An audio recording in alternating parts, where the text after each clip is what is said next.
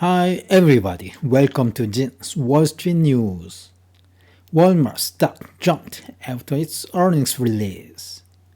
10-year Treasury yield hovers around 4.27%. S&P 500 lost 0.6% on Tuesday. Amazon will join the Dow Jones Industrial Average next week.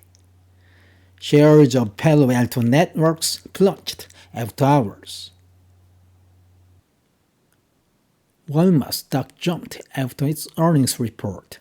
The company reported adjusted EPS $1.80 and $173.4 billion of revenue compared to $170 billion expected.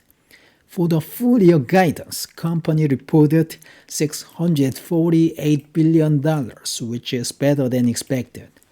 The CEO dunked back billions said, quote, "We drove sales growth of 4.9% and adjusted operating profit growth of 10.9% in constant currency. Plus, this year, we passed $100 billion in global e-commerce sales for the first time," end quote. After that, the CFO, John David Rainey, said, quote, "We are excited about the agreement with Visual to bring together their unique operating system and our Walmart Connect advertising business," end quote. The CFO also added, quote, "We are pleased to raise the dividends by 9% this year, the largest increase in over a decade," end quote. The 10-year Treasury yield hovers around 4.27%. It soared after the CPI report on last Tuesday, then it jumped again after the PPI report on last Friday, and it hovering around 4.27%.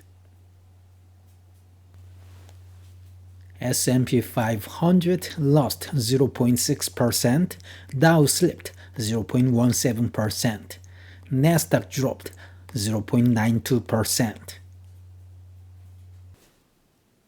Amazon will join the Dow Jones Industrial Average next week.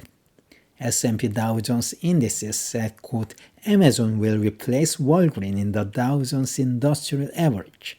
Reflecting the evolving nature of the American economy, this change will increase consumer retail exposure as well as other business areas in the Dow Jones Industrial Average." The index change was prompted by Walmart's decision to split its stock 3-to-1, which will reduce Walmart's index weight. Walmart will remain in the Dow Jones Industrial Average, end quote. After this news, Amazon stock rose about 1%. This change will go into effect prior to the market open on Monday, February 26. Shares of Palo Alto Networks plunged after its earnings call. The company beat the top and bottom line, $1.46 adjusted EPS and $1.98 billion of revenue, which are both better than expected. However, the company lowered its full-year guidance from $8.2 billion to $8 billion.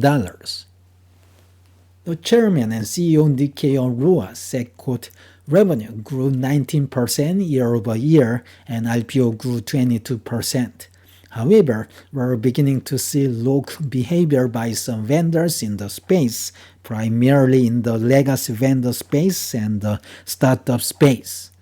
We intend to combat that with investing in this space and trying to accelerate platformization and consolidation for our customers. We must bear the cost of transition through lower upfront financial outcomes, but these will yield amazing outcomes for us in the mid to long term," end quote. This is the end of today's news. Thank you for watching. Have a great day.